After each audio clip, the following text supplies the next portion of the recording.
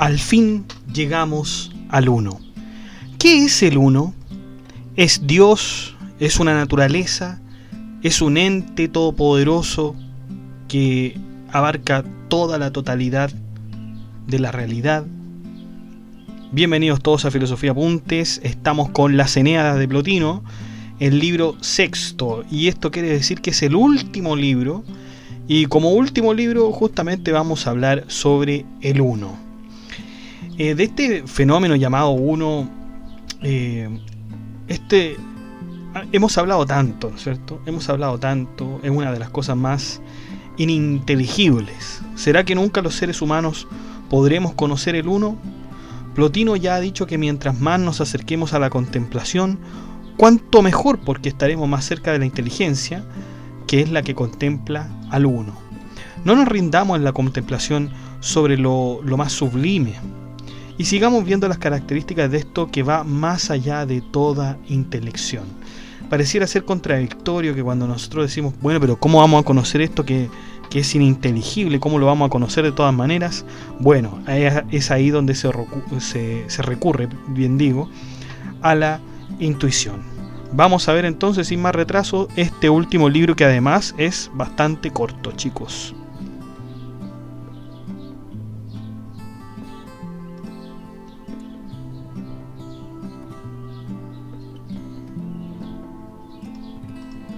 Bueno, la omnipotencia del uno se presenta en todos los objetos, así como el alma está accidentalmente coextensiva en el cuerpo, sin perder su originalidad ni su esencia, ¿no es cierto? Podríamos decir que eso es imposible, ya que el alma sería parte y no un todo. Sin embargo, si nosotros despedazamos el todo, entonces la parte no existiría más, porque la parte es por la unidad, o sea, existe la parte por la unidad. Y esa unidad se la da el todo. Por lo tanto, la parte no puede existir sola. La parte necesita de un todo para que pueda existir. Por lo tanto, para existir necesita unidad. No obstante, hay una pregunta que es insoslayable. ¿Cómo puede ser el alma una parte y todo al mismo tiempo? Plotino recurre al ejemplo del sol, pues la luz del sol es una con el cuerpo, ¿no es cierto? La luz del sol es una con el cuerpo mismo. Por lo demás, debemos diferenciar entre forma y materia, pues la materia es totalmente divisible y la forma no es divisible. De hecho, si volvemos al ejemplo de la luz del sol, tendremos que decir que dicha luz es inseparable del sol, puesto que el cuerpo del sol es su principio. Sin este principio, dicha luz no existiría, y es así como está la parte en el todo inseparablemente, no puede estar separada. Ahora, si esto es así, entonces podríamos decir que el mundo inteligible es múltiple, lo cual sería contraproducente porque solamente el mundo sensible es múltiple. A esta objeción Plotino responde que en el mundo inteligible las cosas que son variadas son simples y las múltiples no. Como resumen, podemos decir que la asociación del alma con el cuerpo es el mal, pues está más cerca de la materia, ¿no es cierto? Cuando el alma está más cerca del cuerpo, está más cerca de la materia, y es ahí que el alma, ¿no es cierto?, se vuelve irracional. El alma tiene que ascender, ¿no es cierto?, a la inteligencia para que sea un alma superior. Mientras que la disociación con el cuerpo es el bien, ¿no es cierto? Lo mismo que acabo de decir, ¿no es cierto? O sea, mientras más el alma esté alejada del cuerpo, más se acerca al bien y a lo inteligible. Es claro que el hombre siempre quiere aspirar a la unidad, siendo que esta es la buena y la racional, ¿no es cierto? Así el hombre solo quiere llegar a ser uno con todo, pero el uno, que en este caso sería como Dios, estaría en todas partes, porque si no lo estuviera, entonces estaría fraccionado en partes, y eso es imposible, chicos, porque ya dijimos que el uno está en todas partes. Si decimos que el uno está en todas partes, es una totalidad, y por lo tanto el uno no puede ser una parte, sino que es todo, ¿no? Eso hay que tenerlo muy claro. El hombre está inmerso en el mundo inteligible. Lo que pasa es que muchas veces no se da cuenta. Cuando caiga en cuenta de que se encuentra en el mundo inteligible, entenderá también que es uno con las cosas restantes. Y ahora, ¿qué ocurre con las cosas más abstractas? El triángulo, como materia, no podría estar al mismo tiempo en el mundo inteligible, así como sí lo está el triángulo inmaterial. ¿Por qué no puede estar al mismo tiempo? Simple. porque la materia no puede tomar la forma perfecta del triángulo, sino que además toma otras formas por añadidura, mientras que en el mundo inteligible no hay añadiduras porque no se necesitan. En efecto, o sea, Plotino sigue dividiendo el mundo, ¿no? Está un mundo sensible, ¿no es cierto? Está un triángulo. Él dice que los objetos matemáticos, ¿no es cierto?, que Platón decía que existía en el mundo inteligible, él dice que aquí puede haber un triángulo material, pero ese triángulo material va a estar hecho justamente de corporalidad y por lo tanto es inferior. En cambio, el triángulo, ¿no es cierto?, que vive en el mundo abstracto, ese es perfecto. Ese es un triángulo perfecto. Y esto es una demostración y ha sido una discusión, chiquillos, de que si las matemáticas existen en la realidad. Las matemáticas existen en la realidad. Se pregunta, ¿no es cierto?, si las matemáticas existen en la realidad, y la respuesta es inmediata, ¿no es cierto?, si ustedes me apuran, que no existen en la realidad, existen en la mente, no existen en el mundo sensible. Y es ahí que son perfectas, ¿no es cierto?, en la mente son perfectas, y se trata de llevar, ¿no es cierto?, al mundo sensible por medio de por medio de construcciones, por ejemplo, por medio de dimensiones, de mesura. De esa manera se lleva las matemáticas, ¿no es cierto?, al mundo sensible, cuando se empieza a medir. Y eso, fíjense que esto también lo habla el gran Nicolás de Cusa, quien dice que la medición es la forma en que se puede entender toda la realidad, ¿no? En cuanto a los números, quizá sea una de las partes más interesantes del presente tratado. ¿Son los números finitos o infinitos? O mejor aún, ¿son los seres limitados o ilimitados? La verdad es que Plotino nos dice que dentro de lo limitado está lo ilimitado. En efecto, si queremos conocer lo ilimitado, entonces este deberá tener un comienzo y eso ya lo limitaría. Tal vez sea un poco difícil de comprender que algo sea limitado e ilimitado a la vez. Plotino propone un segundo ejemplo para clarificarlo. Imaginemos el movimiento de una esfera. Imaginen el movimiento de una esfera. Cuando ésta se mueve, su movimiento obviamente es cambio y por lo tanto ese cambio es limitado. Pero si nos fijamos solamente en el movimiento de la esfera, entonces ese será ilimitado. Si nos remitimos solamente al movimiento. En cambio, si nos remitimos al cambio, ese va a ser limitado. Es decir, la representación del movimiento es infinita, así como la representación de cualquier cosa, porque de otra manera, si fuera limitada, estaríamos viendo cosas distintas, ¿no es cierto? Por lo tanto, cuando nosotros tenemos el concepto de movimiento en la cabeza, este debe ser infinito, ¿no es cierto? Debe ser ilimitado. Porque si fuera otra cosa, entonces entenderíamos otra cosa. O sea, si el concepto de movimiento fuera limitado, entonces movimiento podría ser reposo también. Y eso sería una contradicción. Por lo tanto, los conceptos tienen una esencia, ¿no es cierto?, infinita. El mismo Platón decía que los hombres concebían el tiempo gracias al constante cambio, ¿no es cierto?, al constante cambio de los días. Los hombres podían identificar el número cuando la unidad tenía una característica distinta de la pluralidad. Esto se debe gracias a que el alma ya tiene la noción de número dentro de ella. Por otro lado, ¿serán los números irreales así como lo postulaba Platón?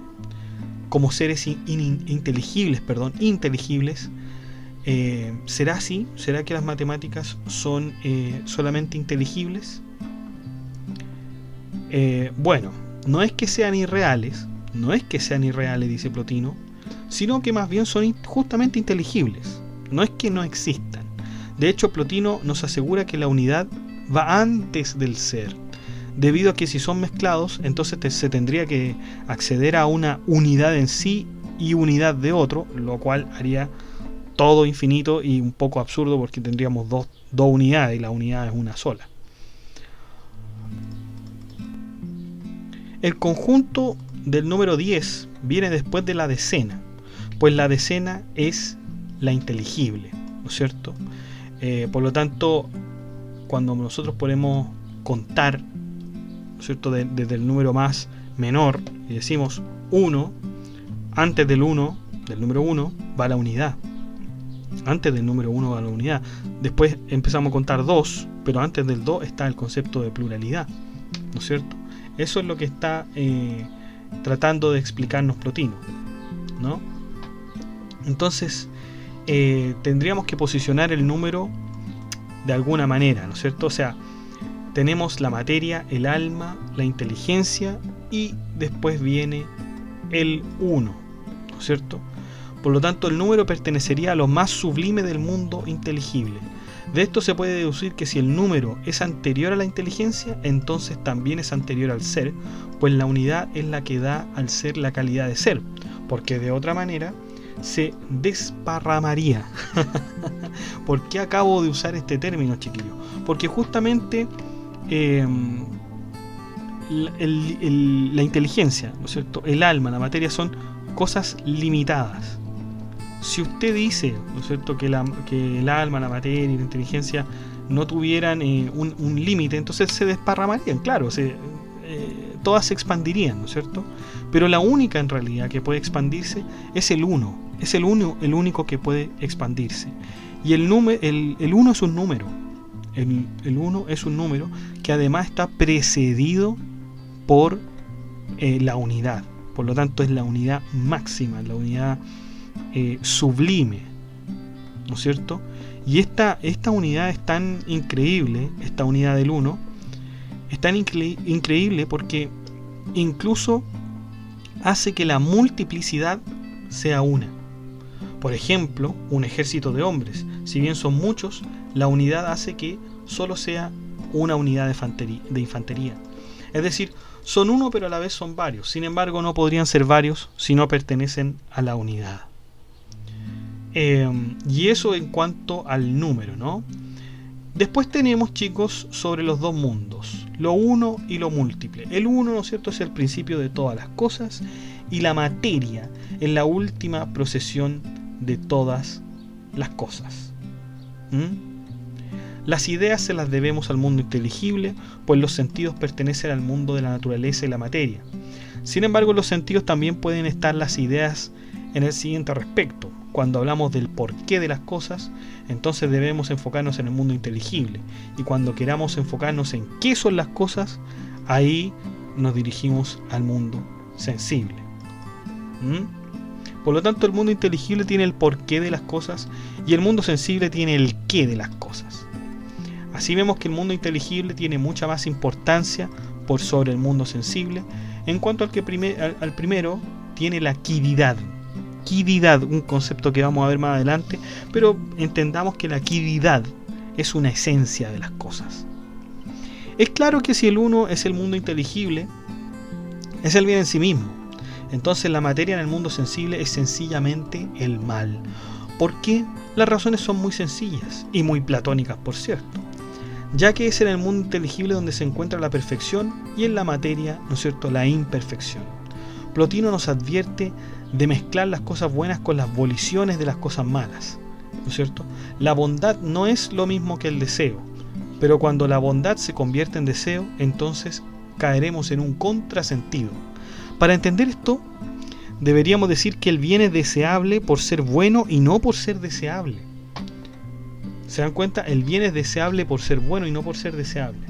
Por otro lado, el bien suele confundirse con el qué en vez del por qué, y los hombres quedan perplejos ante una impresión equivocada. No hay que confundir el bien con el qué de las cosas, sino que el bien es el por qué. Entonces no tenemos que enfocar en el por qué.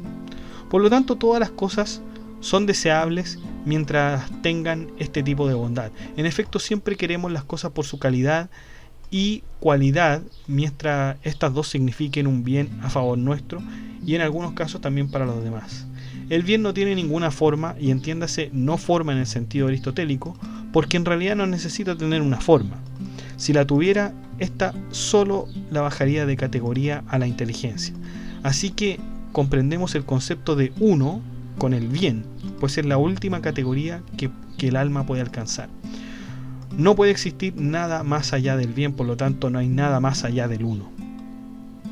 Por otra parte, Plotino nos dice que ya no sería necesario dividir dos mundos como lo hace Platón, pero fíjense que contrariedad, porque Plotino ha dividido el mundo totalmente en estos 6 libros que hemos visto. Pero ¿por qué dice ahora que no es necesario dividir los dos mundos? Simplemente porque el bien puede encontrarse en todos nosotros.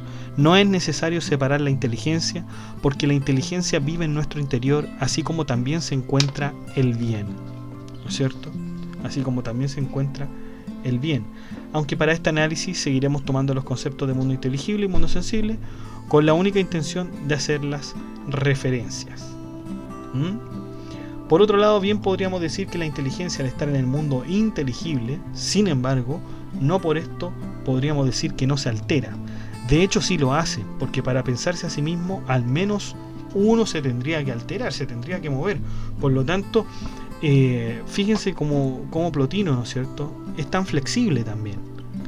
Dice que el mundo inteligible puede estar, ¿no es cierto?, en una alteración. Porque acuérdense que en el mundo inteligible está el alma y la inteligencia, y si ellas se conocen a sí mismas, ya sea por ayuda recíproca, o sea, el alma necesita la inteligencia para conocerse a sí misma, entonces bien podría decirse que el mundo inteligible se altera. Bien podríamos decirlo. ¿Se dan cuenta?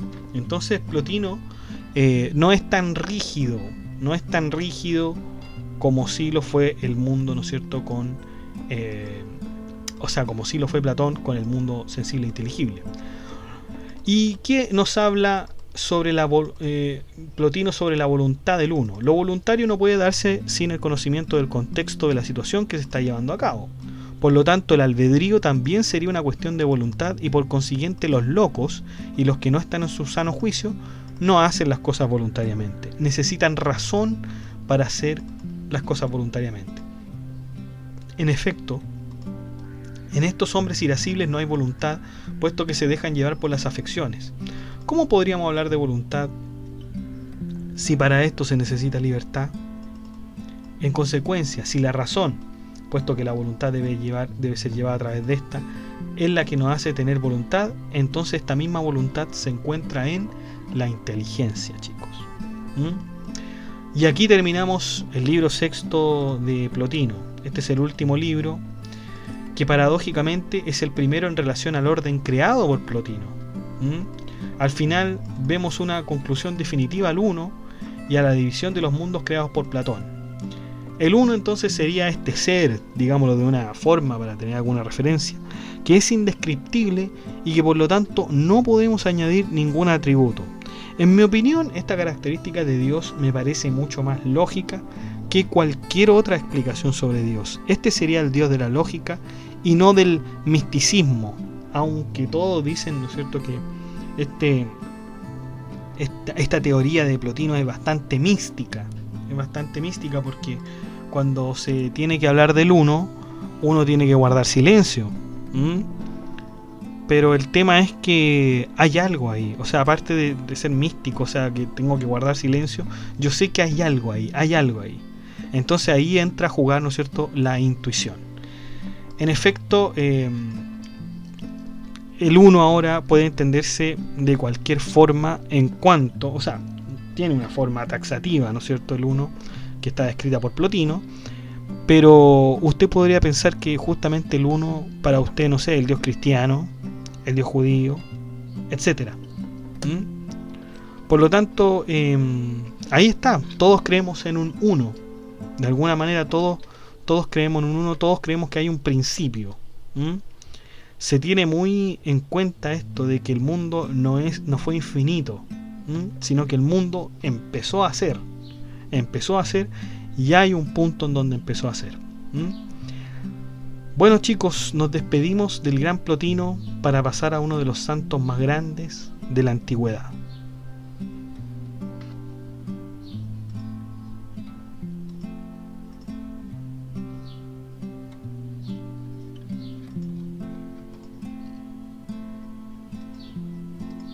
Bueno, chicos, y eso ha sido todo. Muchas gracias por escuchar este podcast.